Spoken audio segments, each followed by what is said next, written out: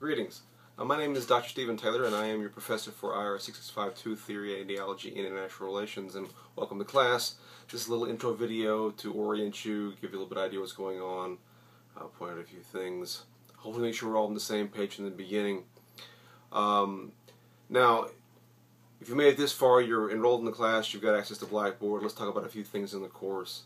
I have constructed the course through a variety of readings, some audio, and some video. I would point out that I'm in the process actually of upgrading the class. It kind of had got a little creaky, needed a little bit of change. So some of the things are not going to be immediately available the first week of class. Module 1 will be fully operational. Some of the other modules may yet need some augmentation depending on how successful I am in the short term of getting these things where I want them to be. But what you need to do right now are fundamentally two things. One is to review all the material in the shell. There are lots of different pieces of information, some of which is redundant, and it's redundant on purpose because it's been my experience that students often need a little bit of reinforcement. And the second thing is, of course, to get started immediately with your work, specifically the Ingersoll book. I'll spit that out in a second, which we'll talk about here in a second. Because this is a compressed time frame and there's not a whole lot of time to spare and to wait on things. Now, if we were to go to the course shell, the places to look would include the syllabus and the supporting materials with the syllabus, including the course outline.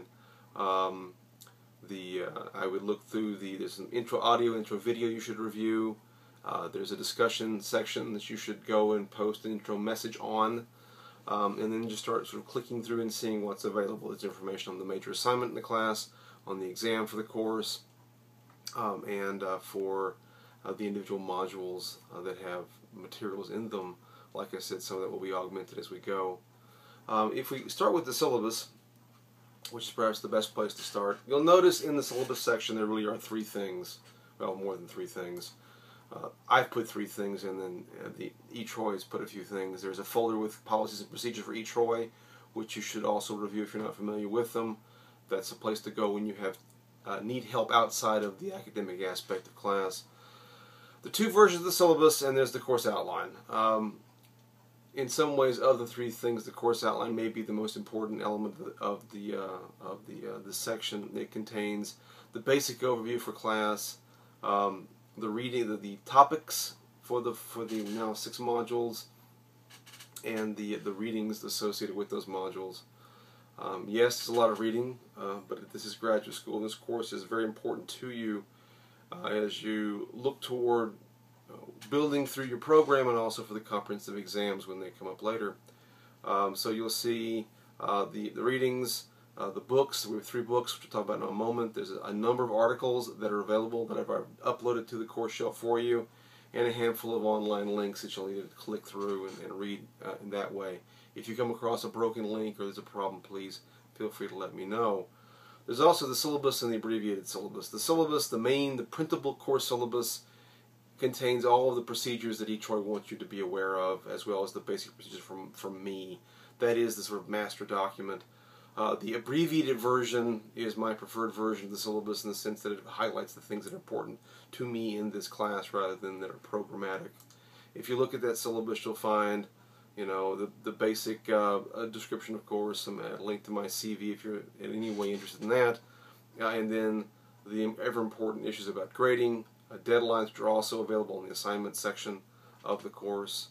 You'll notice that I have specific deadlines with dates and times as to when items have to be completed, and there is a specific late policy that you need to review that includes deductions of points from your assignments.